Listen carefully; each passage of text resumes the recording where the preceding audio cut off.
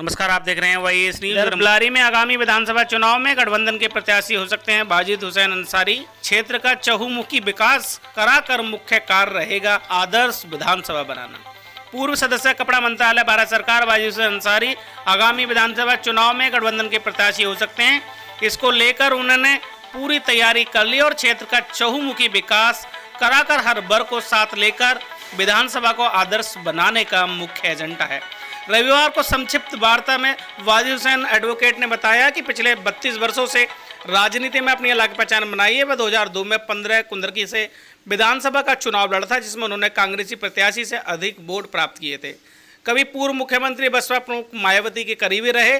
राष्ट्रीय जनता दल के प्रमुख लालू यादव सहित लोक जनशक्ति पार्टी के मुखिया स्वर्गीय रामविलास पासवान के भी करीबी रहे।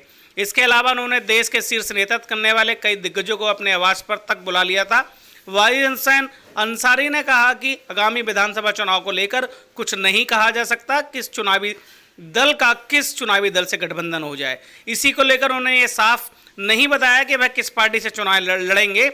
उन्होंने कहा कि दो विपरीत सिद्धांतों वाली पार्टी शिवसेना और कांग्रेस एक प्लेटफॉर्म पर आ सकती हैं। कश्मीर में भारतीय जनता पार्टी और पीडीपी मुखिया महबूबा मुफ्ती एक प्लेटफॉर्म पर आ सकते हैं, तो राजनीति में भी कुछ भी हो सकता है। इसी के चलते उन्होंने कहा कि उनकी मेहनत, उनके पिता हाजी साबिर हुसैन की मेहनत से 10 साल नगर पालिका परिषद की चेयरमैन की, वह सभी वर्गों को साथ लेकर चले और बिलारी का चहुमुखी विकास कराया। उन्होंने सभी चुनावों में सभी वर्गों का वोट मिलता रहा है। क्षेत्रवासियों का कहना है कि विधानसभा चुनाव में बाजिद अंसारी के आने पर बहुत ही रोचक मुकाबला होगा।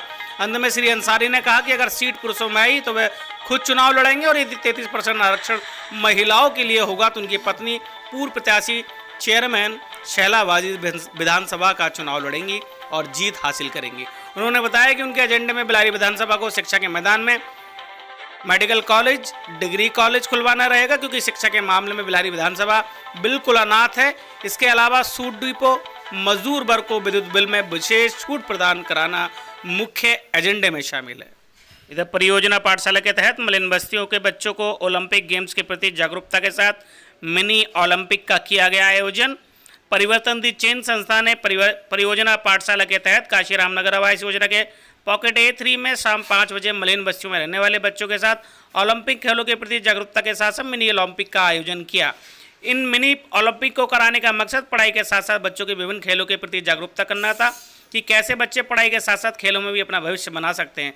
जिसके चलते मिनी ओलंपिक खेलों में कराने का मकसद पढ़ाई के साथ साथ बच्चों को विभिन्न खेलों के प्रति जागरूक करना था कि कैसे बच्चे पढ़ाई के साथ साथ खेलों में भी अपना भविष्य बना सकते हैं। जिसके चलते मिनी ओलंपिक में कुछ खेलों को भी रखा गया था जो खेल ये बच्चे देख नहीं पाते। ऐसे खेलों के इन बच्चों ने न केवल जाना बल्कि अपनी काबिलियत से कई पदक भी हासिल किए। संस्था का प्रयास है कि इन्हें वो सब दिखाया सिखाया जाए जो सिर्फ समृद्ध परिवारों, बड़े शहरों तक ही सीमित है, अथवा खेलों को महत्वपूर्ण सम्मानजनक आजीविका का एक विकल्प समझे।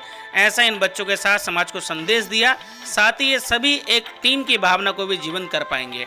अंत में बच्चों ने टोक्यो में हो रहे ओलंपिक में भारत से गए 125 एथलीटों को ऑल द बेस्ट बोलकर शुभकामनाएं दी।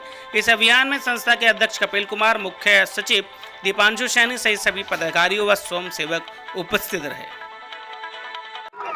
मेरा नाम दीपांशु सैनी है। मैं परिवर्तन द चेंज संस्था में परियोजना प्रभारी के तौर पर कार्यरत हूं और आज परिवर्तन द चेंज संस्था की ओर से जो कि मुरादाबाद के साथ साथ 7 अलग अलग ज़िलों में अपनी सेवाएं प्रदान कर रही है, उसके तहत ये आज कार्यक्रम कराया गया। हमारी पाठशाला 14 जो है और आप देख रहे हैं हल्ला गुल्ला, ये काशीराम में स्थित पाठशाला है जिसके निकट ही हमने मिनी ओलंपिक्स का आयोजन किया।